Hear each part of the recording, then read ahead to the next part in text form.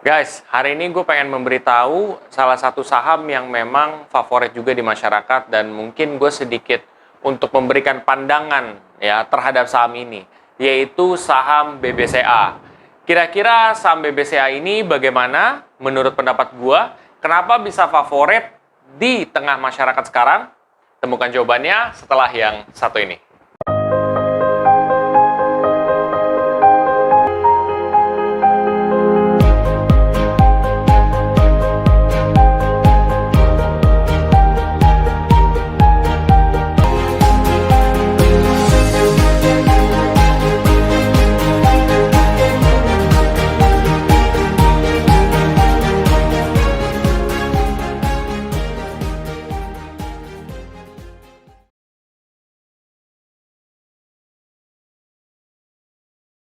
Oke, jadi gini, sobat investor semua, kenapa sih BCA itu menjadi favorit?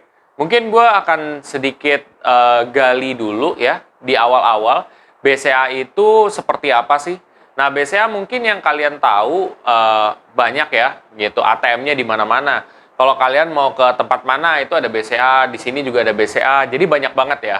Jadi otomatis kenapa bisa sebanyak itu? Karena mungkin banyak orang juga yang sudah menaruh dananya di BCA ini gitu. Jadi sebenarnya potensinya itu udah gede banget gitu loh. Banyak orang Indonesia yang sudah tahu tentang bank ini juga gitu. Dan sudah banyak orang yang memakai bank BCA ini juga. Makanya itu menjadi salah satu kenapa ini favorit. Oke. Tuh, dari situ. Lalu sebenarnya BCA ini apa aja sih lini usahanya? Nah, BCA ini sebenarnya ada berbagai lini usaha. Yang gue tahu itu ada semacam BCA syariah namanya. Jadi BCA syariah itu ya pokoknya dia lini usahanya dia yang hal-hal yang syariah gitu ya. Yang sesuai dengan ketentuan Islam juga. Nah, lalu juga ada BCA multi-finance apa finance gitu. Jadi itu mengurusi kayak lo misalkan mau beli mobil atau beli motor terus lo kredit gitu.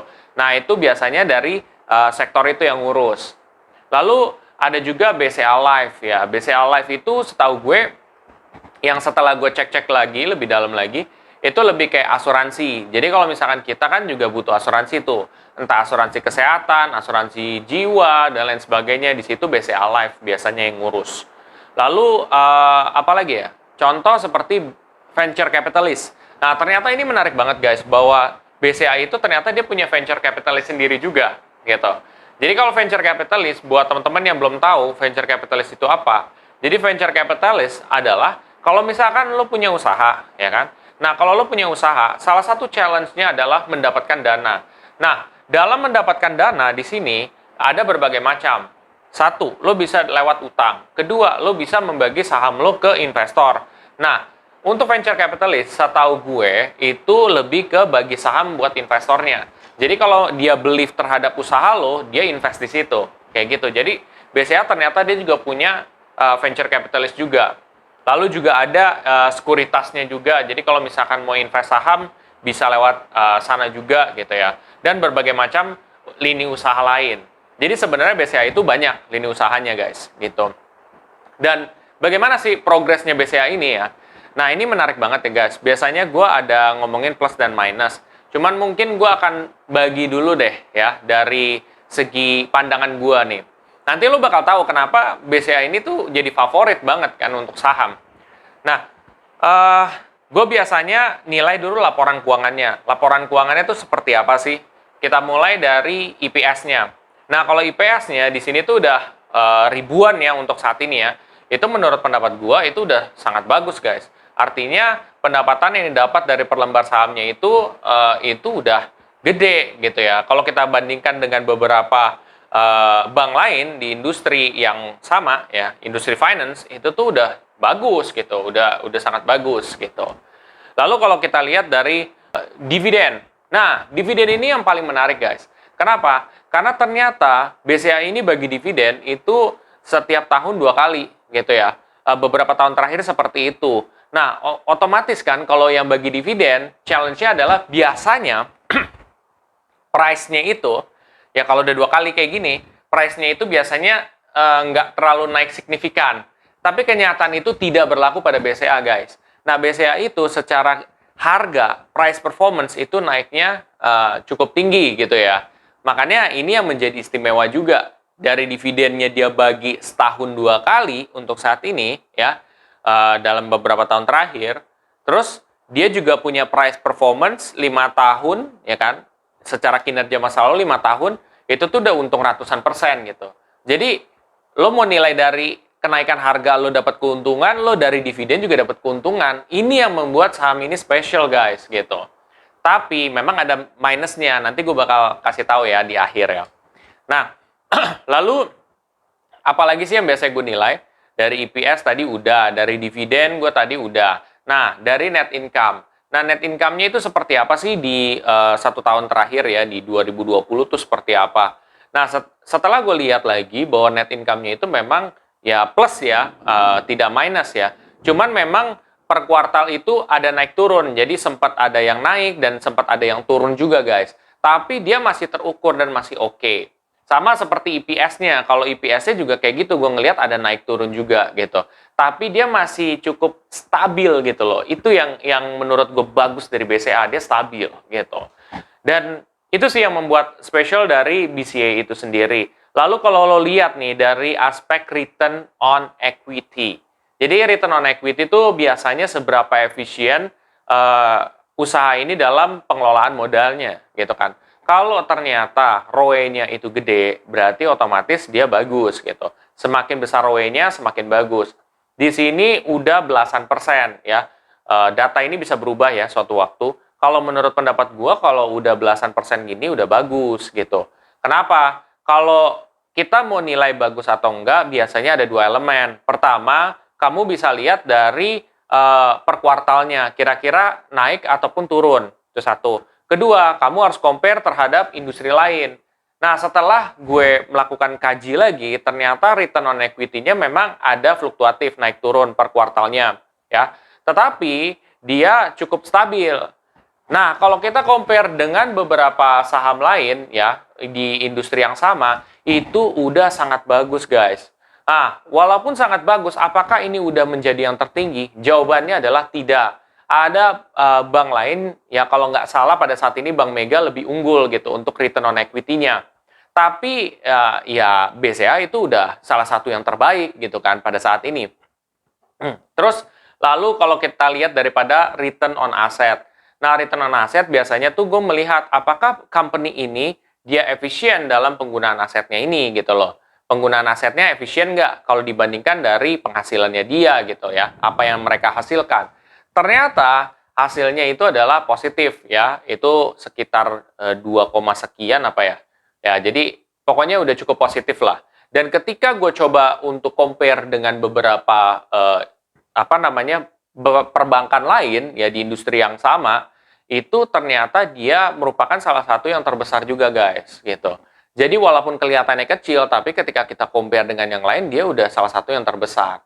Jadi menurut pendapat gue, BCA ini secara return on asset dan return on equity itu udah bagus gitu loh. Dari segi dividen bagus, dari kinerjanya bagus. Jadi itu sebenarnya rata-rata ini kayak saham almost perfect gitu ya. Kalau menurut pendapat gue ya, secara kinerja masa lalu. Seperti itu. Tetapi ada minusnya. Ini menurut pendapat gue guys, balik lagi ya. Setiap orang punya pendapat yang berbeda-beda. Nah, kalau menurut pendapat gue, minusnya adalah harganya ya. Price-nya. Kalau menurut pendapat gue, price-nya itu kalau untuk satu lot itu lebih dari 3 juta untuk saat ini ya. Untuk satu lotnya mungkin bisa 3.400.000 mungkin atau harga udah mulai berubah, gue nggak tahu ya, tapi kisaran 3 juta. Dan mungkin sebagai investor pemula belum tentu kalian punya budget seperti itu gitu loh untuk membeli satu lot saham dari BCA. Mungkin kalian bisa di bawah daripada itu. Tapi kalau kalian yang punya budget, alhamdulillah ya, lu bisa gitu loh invest di sini gitu. Tapi kalau nggak ada budget, nah itu yang jadi minusnya. Tapi again gitu ya, ada minus dan ada plusnya. Plusnya itu memang jauh lebih banyak guys, tapi ada minusnya. Bahwa lu harus punya duit lebih sedikit gitu loh, dibandingkan yang lain gitu. Dan di sini tuh dari gua kaji soal BCA ini, gue belajar banyak hal. Bahwa ternyata saham-saham yang blue chip itu, dia punya karakteristik yang beda-beda. Dan dia punya plus minus yang beda-beda gitu loh. Dan menarik sih untuk dipelajarin gitu. Nggak ada yang sejauh ini ya yang gue pelajari ya, itu tidak ada yang benar-benar 100% tuh perfect, yang nggak ada cacat gitu. Kayaknya menurut pendapat gue nggak ada gitu. Memang pasti ada plus minus lah di balik itu. Sama seperti BCA ini. Kayak gitu sih menurut pendapat gue. Dan kalau lo mau invest di saham-saham perbankan memang cukup bagus ya untuk kedepannya. Tapi ingat, akan lebih baik kalau kalian invest dalam jangka waktu yang panjang ya. Karena lo bisa dapat hasil maksimal. Contoh kayak BCA. Kalau lo mau mendapatkan hasil yang benar-benar bagus, kalau kita tarik di masa lalu, itu 5 tahunan. Lo mungkin baru dapat hasil bagus ya. Terus ditambah kan ada dividen juga, lo bisa dapat hasil maksimal. Coba lo bayangin kalau lo punya activity untuk kayak, wah gue dapat gaji nih, gue sisihin. Lo punya saham BCA, at least selama 5 tahun aja, lo per 1 bulan gaji lo beli 1 lot, lo bayangin aja. 1 lot dikali setahun, 12. Lo berarti punya 12 lot. Nah, 12 lot dikali 5, karena lo selama 5 tahun lo beli saham BCA secara konsisten, lo udah dapat berapa? Lo di situ udah punya 60 lot saham BCA. Ya, 60 lot saham BCA, itu lo kaliin aja. 1 lot aja 100 lembar saham, berarti 60 dikaliin 100 saja, gitu. Udah 6.000. Lo udah punya segitu, Pak. Lo udah punya 6.000 lembar saham lo. Ya kan? Bener ya? Bener. 12 dikali 5, 60. 60 dikaliin 100. Iya, 6.000. Lo udah 6.000 lembar saham gitu. Nah, itu lo bayangin 6.000 lembar saham, kalau dia bagi dividen pada tahun itu, lo kaliin aja berapa ratus misalkan, kaliin tuh sama lembar saham yang lo punya. Nah, kan itu lo dapat hasil dividennya juga makin gede, makin lama kan. Terus ditambah kenaikan harganya juga makin lama makin bagus. Itu sih sebenarnya. Jadi, the secret untuk menjadi bagus ke depan investasi saham adalah dengan cara kayak gitu. Rutin aja. Tetapi disclaimer ya guys, balik lagi, semua keputusan investasi balik kepada diri kita sendiri. Bukan karena orang lain dan bukan karena gue juga. Gue hanya memberikan opini dan pandangan gue. Itu sih pandangan gue. Mudah-mudahan ini bermanfaat buat kalian semua. Nah, buat kalian yang masih pemula, ya kan, terus kalian pengen coba mulai invest, kalian bisa pakai aplikasi Ajaib ya. Nah, kalau lo mau pakai aplikasi Ajaib untuk invest saham, lumayan nih. Lo pakai kode referral gua, lo bisa dapat cashback reksadana juga. Jadi lo invest saham, terus habis itu lo dapat cashback reksadana sebesar 10.000. Lumayan kan gitu. Nih kode referralnya ada di bawah. Itu optional ya guys, tidak harus. Oke? Kalau kalian suka dengan channel ini, kalian bisa share aja ke teman-teman kalian yang lain. Dan jangan lupa untuk subscribe, like, dan komen di video gue. Sampai jumpa di video gue selanjutnya. Terima kasih.